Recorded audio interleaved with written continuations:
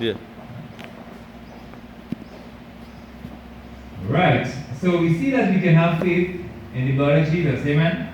Fine, alright. Alright. But normally when the scriptures speak to talk about how faith is in God.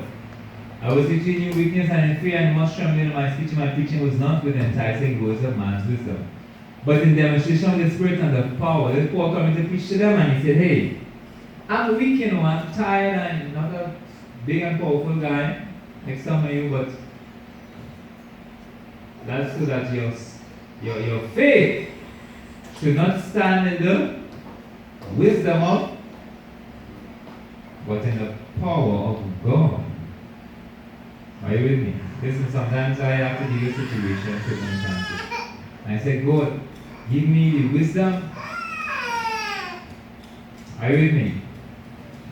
And because of His power, He's able to give me the wisdom. Alright? But you see, there's another object of our faith. Should not stand in the wisdom of men, but in the power of. Alright? Power. Faith is in the power of God because our faith is in God. Amen? And His word, those are objects of our faith. Amen? These are passages. Alright? Other passages. For from you some hear the word of the Lord, not only Macedonia and Achaia, but also in every place your faith to what? To God's word is spread abroad so that you need not speak up. So in other words, he's saying your faith is directed to whom? Huh? Or something like not sure. Your faith is towards God. Not your faith. It's foolish to have faith in your faith. Huh? What is your faith in? Why go directly to the object of your faith? You understand? Why have faith in your faith? Huh? Why go directly to the object of your faith? Who is God? Right? And that's what the scripture is saying. Your faith is toward God. And people talking about it, eh? Right? You know, people can talk about your faith when they look at your life. You all seeing it? You all seeing it? When they look at your life, they can say, hey, that person has faith in God. Another passage, by whom? Who by him do believe in God, Lord Jesus, that raised him up from the dead and give him glory, that your faith and hope might be in whom? Look at here, another passage. Clear as day. You don't need no set of Greek there, right? And so? That your faith might be in? Look at it. Don't make a position yourself. Your faith might be in God. Say, who? You? By Jesus Christ, you believe in God. I raise him from the dead and give him glory, that your faith and hope might be in God. Not in your faith. Alright?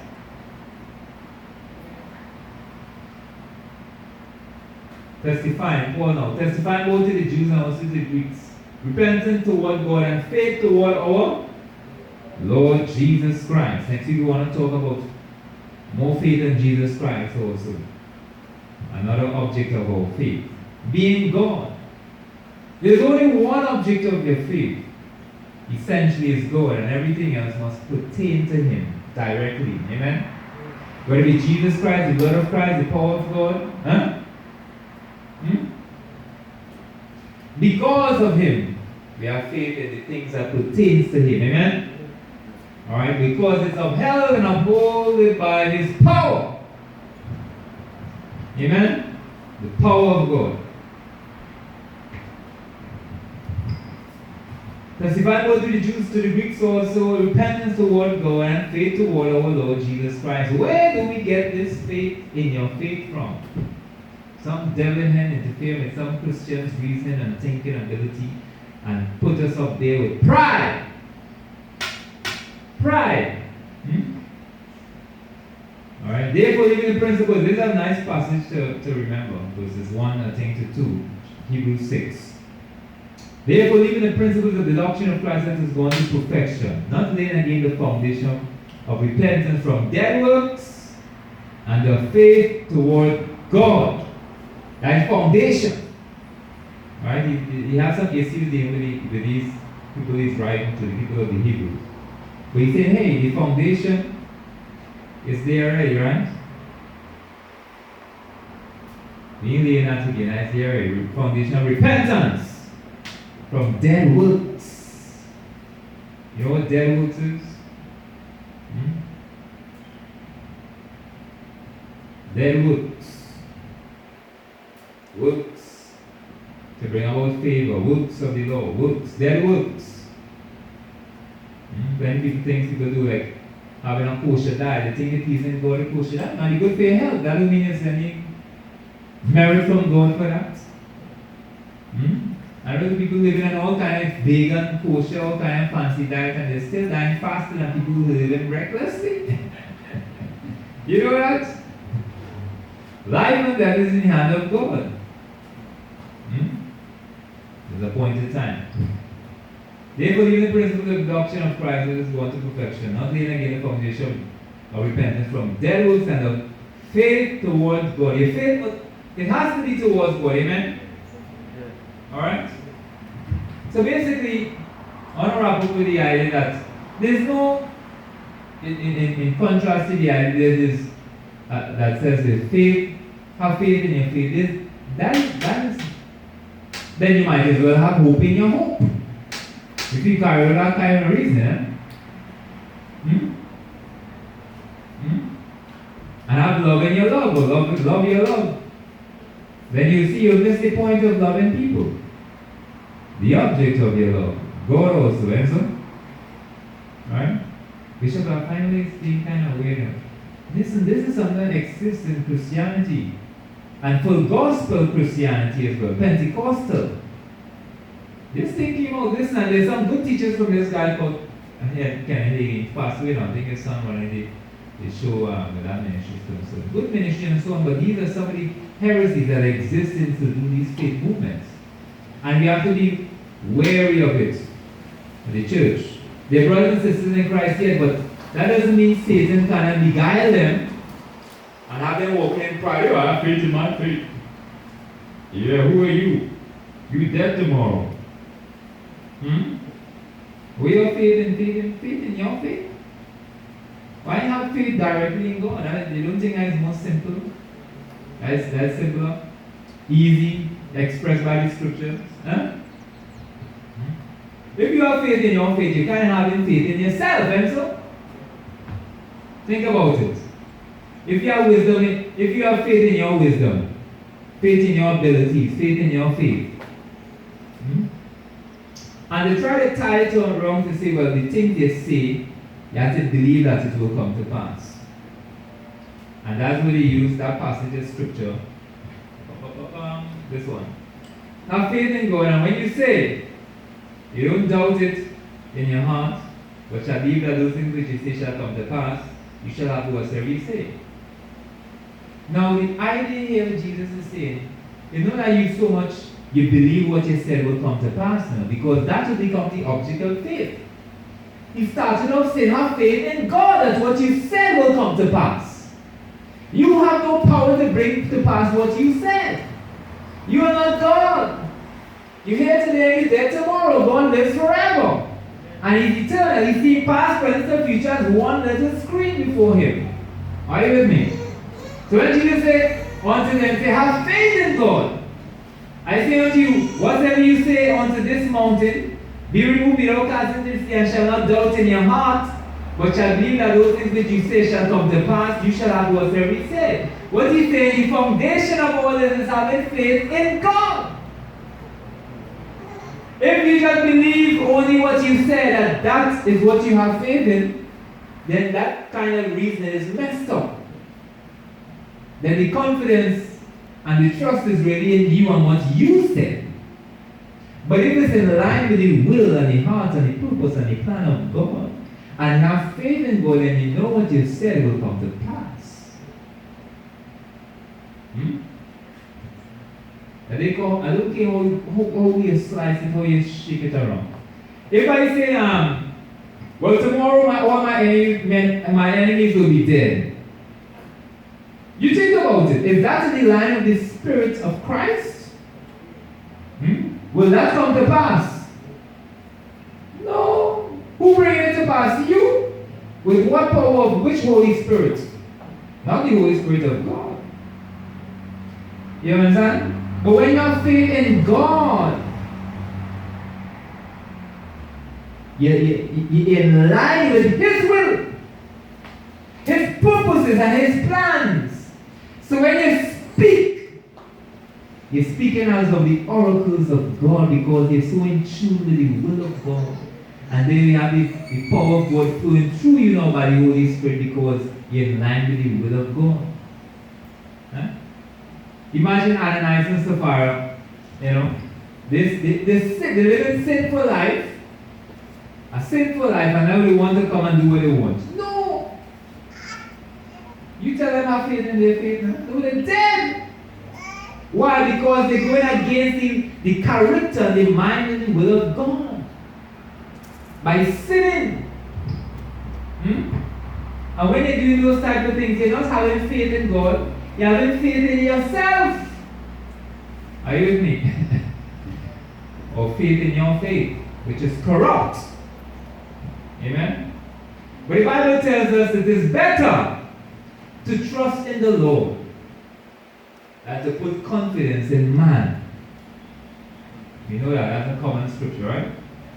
Nice scripture to memorize and to invigorate your vibes. You get up Monday morning and feel again, you will again sit and have confidence in God. And you go down on your knees and say, God, my faith is in you. And because of you, I will have a blessed week, a prosperous day. Thank you, Jesus! And you invoke that name of power. Are you with me?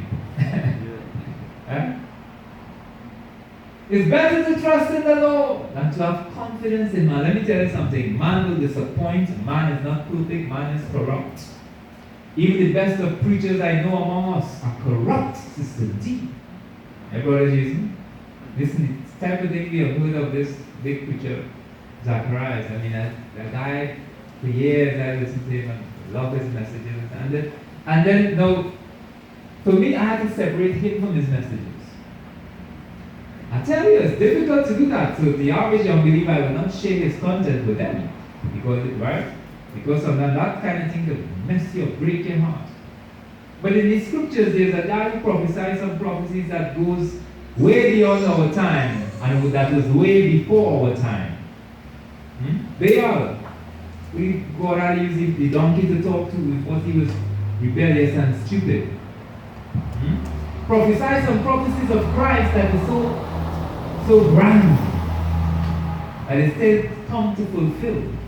Are you with me? Christ had to come back to fulfill them with the Jews. Prophecy, there. Who love the reward of man and money more than the will of God.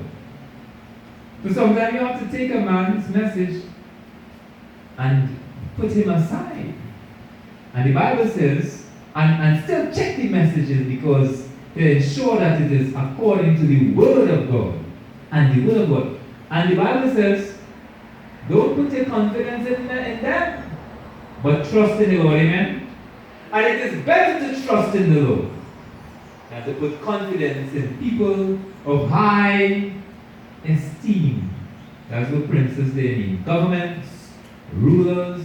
How many of you would if you see I like someone, I don't know why I say Patrick Manning. You rule this country so long, Patrick Manning said it's great and it's still calling anything. But Dr. Kibro, they come before you say, hey man, Sister D, how you doing? Yeah. Sister, anything you want to get through with me, just give me a cup of coffee, anything you want to. Tell them, I'm going to start, hey secretary, right, what you want to handle? Your confidence going up! Woo-hoo! Until 2 weeks down the road, well, it says any other politicians, like any other politician, 2 weeks down the road, they call them, they can't get an answer. They tell you call you back, you call back, tell you call back when, thing until you come out of parliament and you're still unfulfilled. Alright? I'm not saying all politicians like that.